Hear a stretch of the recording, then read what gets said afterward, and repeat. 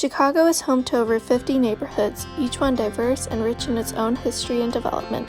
Even after living 45 minutes away from Chicago our entire lives, it's impossible to know the history of all these neighborhoods, so we decided to research one in particular in order to deepen our knowledge of Chicago.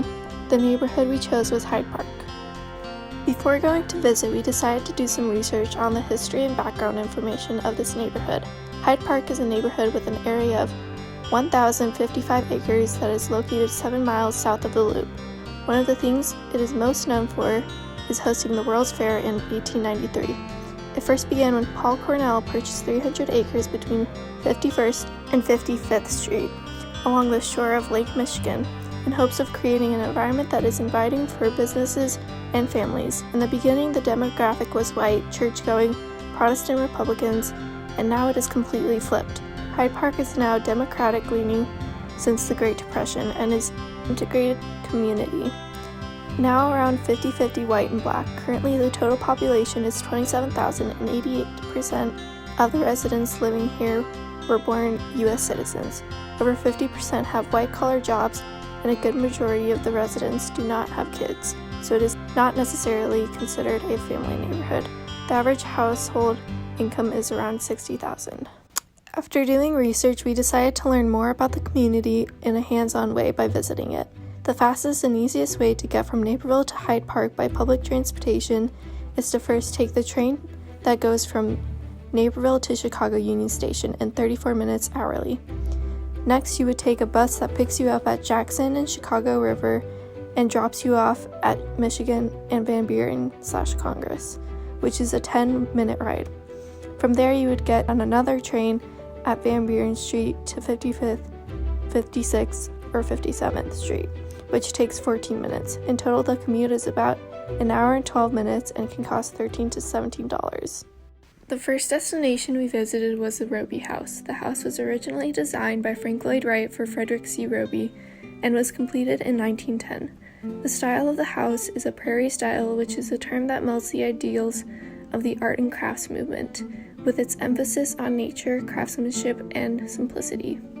It embraced architect Sullivan's theory, which called for distinctly American architecture rooted in nature, with a sense of place, but also incorporated modern elements like flat planes and stylized ornamentation.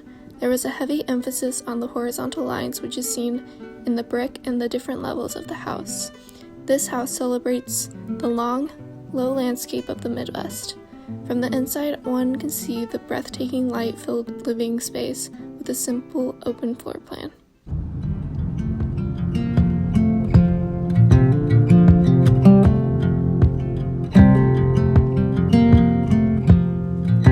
The second place we decided to visit was Obama's house, which is on the border of Kenwood and Hyde Park.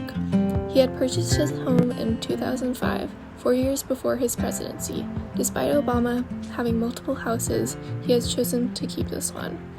It is directly across a beautiful Israeli congregation building. When visiting, it is impossible to get too close to it. The house itself is heavily guarded. It is blocked off by fencing and has multiple cars parked in front of it. In the back, there is a gigantic brick wall with security cameras securing the protection of the area. It is a 3-story Georgian home with 14 total rooms, 6 bedrooms, and 5.5 baths, spread over 6,500 square feet and a 4-car garage. It is worth millions of dollars. Hyde Park is well known for many things, and the University of Chicago is one of them. The main campus takes up 217 acres of land. The University of Chicago was founded in 1890 by the American Baptist Education Society and John D. Rockefeller. The buildings on campus are anywhere from Gothic to contemporary styles. It's famous for its Victorian Gothic architecture. When I visited, I was blown away by how beautiful the architecture was. At the quad, you were surrounded by beautiful landscape.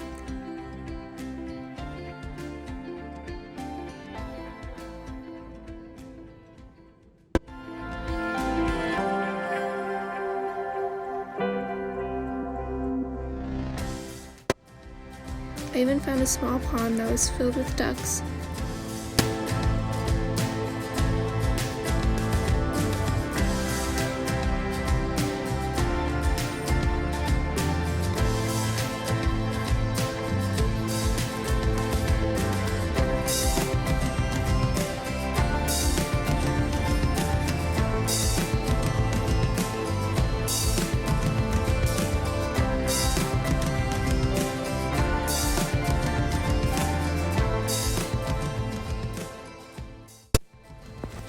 My dad actually works at the university right next to the hospital where he plans out different lab rooms for the hospital.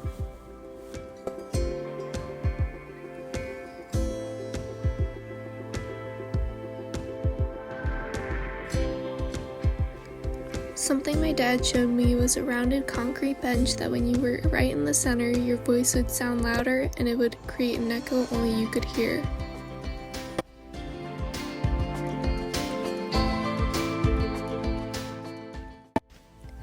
The one thing that I loved about the campus was how it had so many different types of buildings.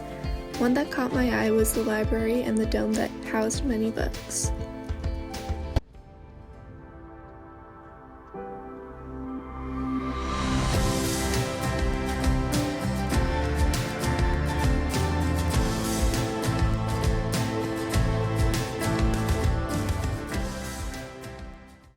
Another major attraction in Hyde Park is the Museum of Science and Industry. It is the last standing building from the World's Fair in 1893 and was crucial in housing many of the exhibits for it. Now it is one of the largest science centers in the Western Hemisphere of the world. It is open 9:30 a.m. to 4 p.m., 7 days a week. Its tickets are $22 for adults and $13 for children under 11. However, they do have 52 days that are scattered across a year where admission is free for Illinois residents. When we came in, we went on one of these free days. After not being there for a while, I forgot how many different exhibits the museum had. It is truly an amazing place for children and people of all ages to have fun and learn more about the world around them. One of the most miraculous things is the U-505 submarine that they have in the basement, which was used in World War II in battle. It weighs over 750 tons and is 252 feet long.